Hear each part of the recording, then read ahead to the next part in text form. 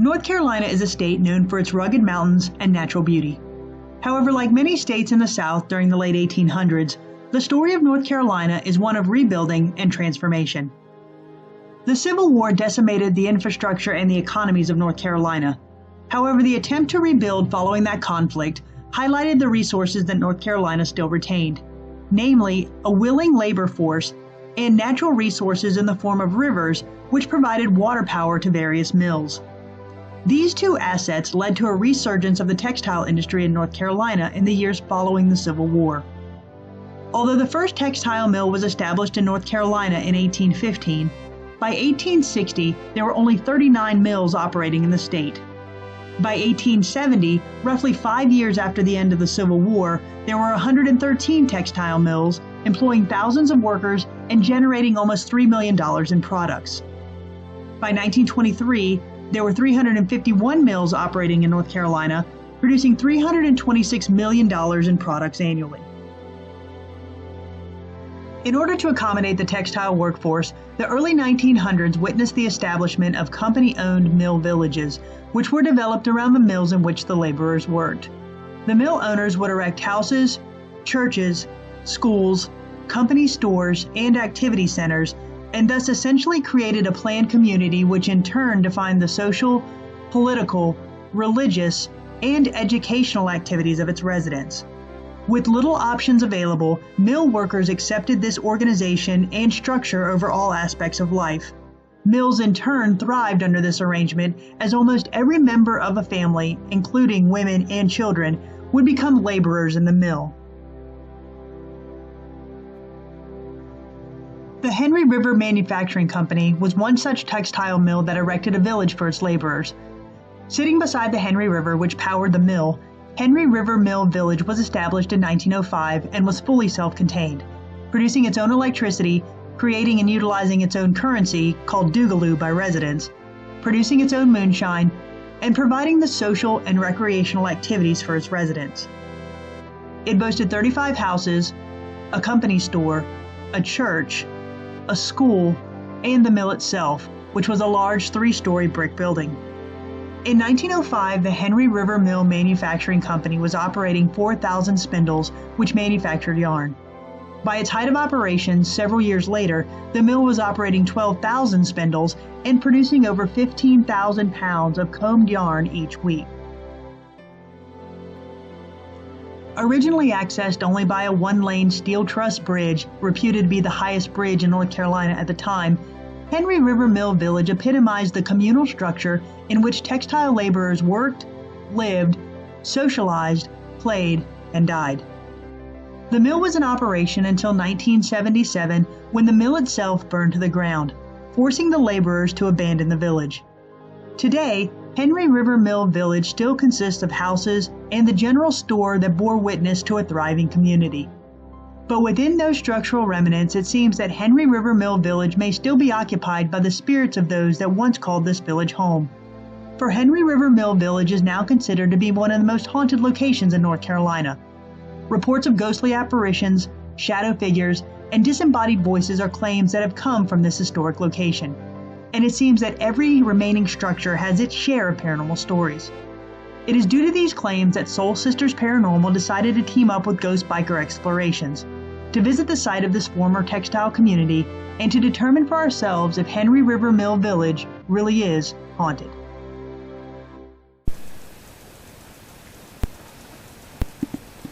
Can you turn that one off and the one on the brick back on, please?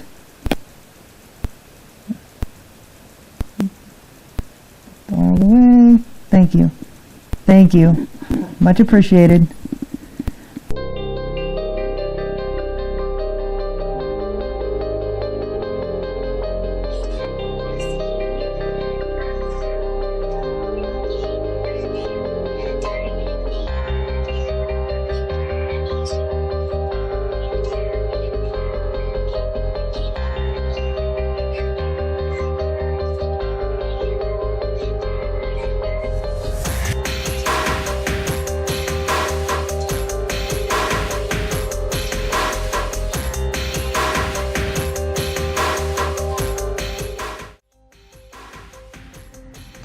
structures of Henri River Mill Village are numerous and cover acres of ground. Houses that once held families sit abandoned, and most are accessed only by climbing through windows. The general store, once the hub of the community, is a 2-story brick structure that holds vestiges of the past, which gives visitors a glimpse of everyday village life. The investigation was a collaboration with Miranda, the ghost biker from the web series Ghost Biker Explorations. She and I were the only 2 investigators on this investigation, and after taking a day tour of the village, we got to work setting up our equipment for the night.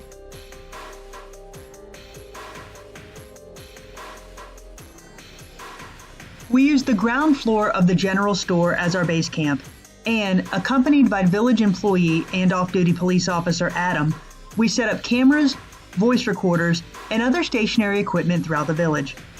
For example, we left the night vision video camera and voice recorders in the attics of 2 of the houses. We left the night vision video camera to cover the kitchen and living room area of one of the houses. We left the night vision video camera to cover the basement area of the general store. We left the night vision video camera to cover the downstairs area of another one of the houses. And then we left several night vision video cameras, a laser grid, and voice recorders to cover the entire upstairs level of the general store. All of the stationary equipment was left unattended throughout the night, and each piece of equipment ran for approximately 5 hours.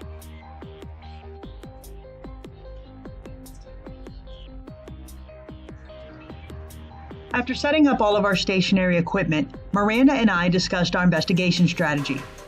As this was our first collaboration together, we agreed to try different techniques and ideas in order to get the spirits of Henri River Mill Village to communicate with us. We went through each of the buildings using various methods and approaches. For example, we conducted EVP sessions and flashlight sessions in the basement of the general store. We conducted EVP sessions at various spots on the 2nd story of the general store, where we also used trigger items. And we even conducted EVP sessions under a nearby roadway bridge, where it is reported that the spirit of a murderer is often heard.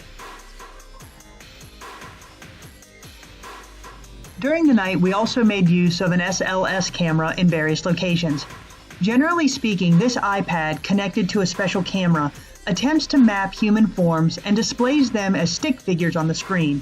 The thought is that even if we cannot see a spirit, if the camera perceives that one is there, then a stick figure will be displayed on the screen. Here you can see a stick figure superimposed over the image of Miranda. Several times during the night, the SLS camera mapped out perceived human forms, even though there was no living thing standing in front of the camera at the time.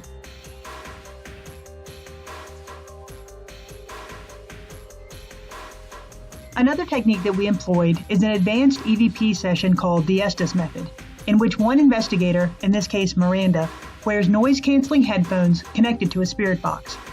Blindfolded, Miranda sat in one room while I asked questions in another room.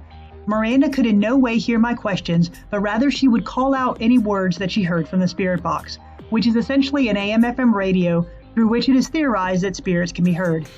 The Estes Method uses the idea that the investigator wearing the headphones is not influenced by the questions of the other investigator, but rather solely focused on calling out any words spoken by the spirit box. As we play this clip, there were several questions that I asked to which Miranda heard compelling answers from the spirit box.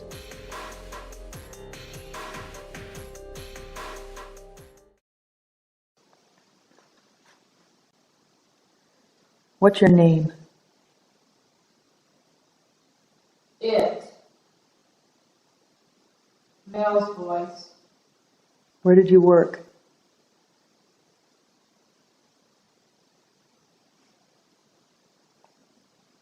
How old are you?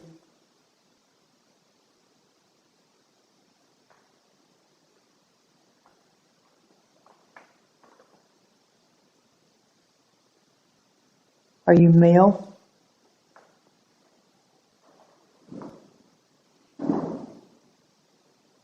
Are you female?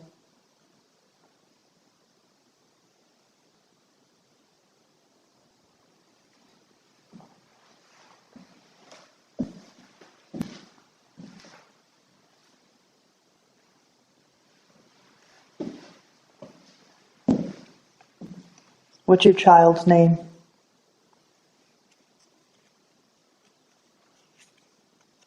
Had. What card am I holding up? What's this number?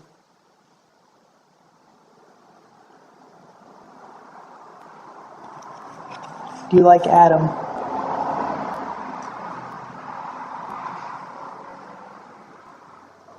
Police? Note.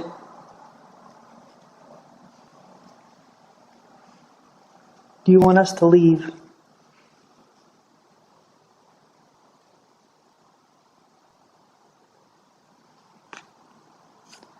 What's the number I'm holding up?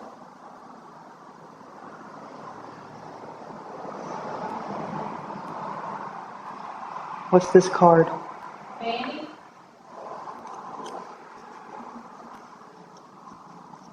What was your house number? A man's voice, I couldn't make it out.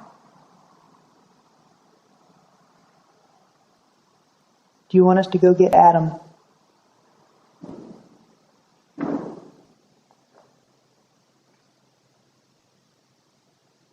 What about Calvin? You want Calvin?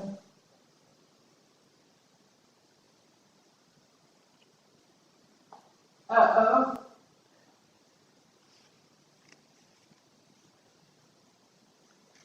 How old were you when you died?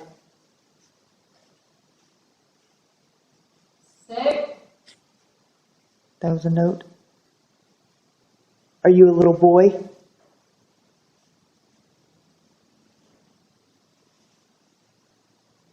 Are you a little girl? That's the one. Man's voice.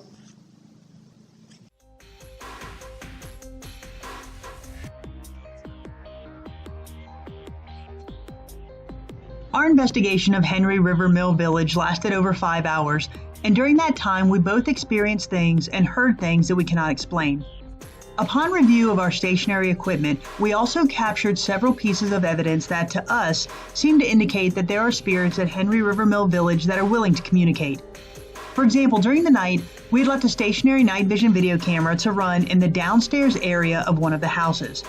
During the night, while unattended, this video camera captured several EVPs that we cannot explain. We will play each clip 3 times so that you may attempt to hear them.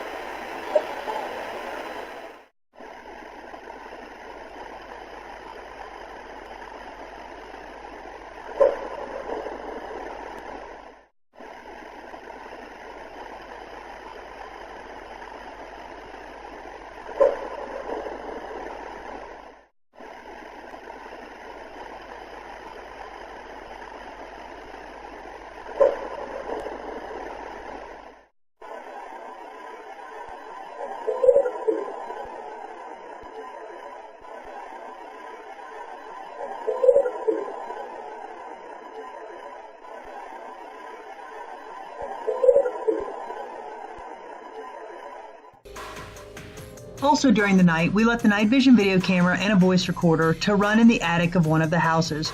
While there was no one in or near the house, the voice recorder captures several knocks, bangs, and footsteps that we cannot explain.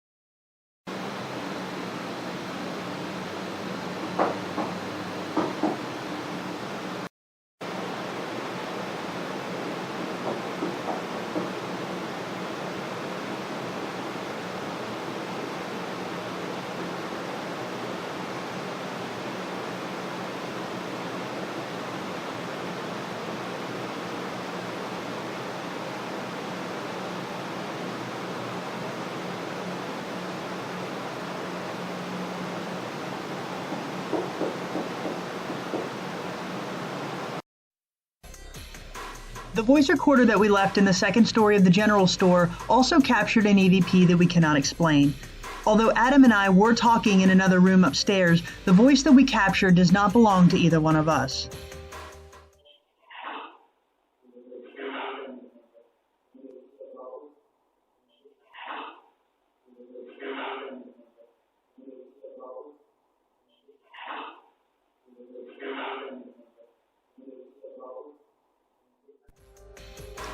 The final camera from which we captured things that we cannot explain came from the camera that we left to run in the living room of one of the houses. Approximately 30 minutes after we left, the camera captures a knock that we cannot explain, and then the front door appears to open slightly. The door opens wider about 2 minutes later, and an EVP is captured. This was a still night with no wind. Additionally, the curtain beside the door does not appear to move.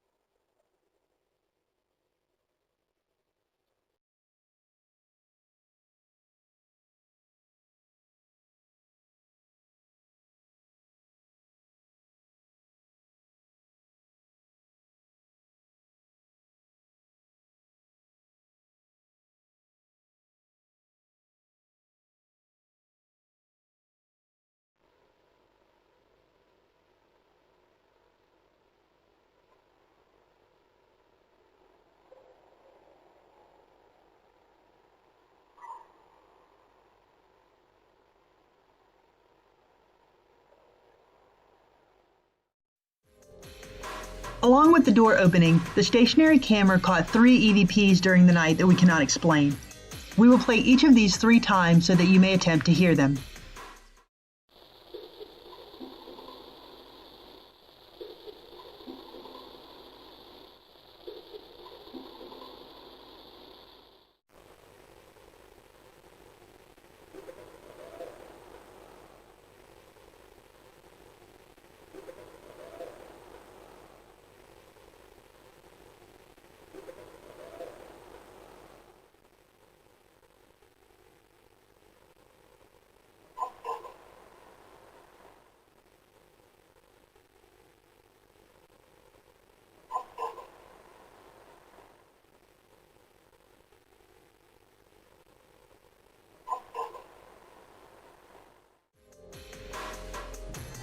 The history of Henri River Mill Village is one of families working, living, socializing, and dying within a social structure designed to capitalize on the labor force for the thriving textile mill.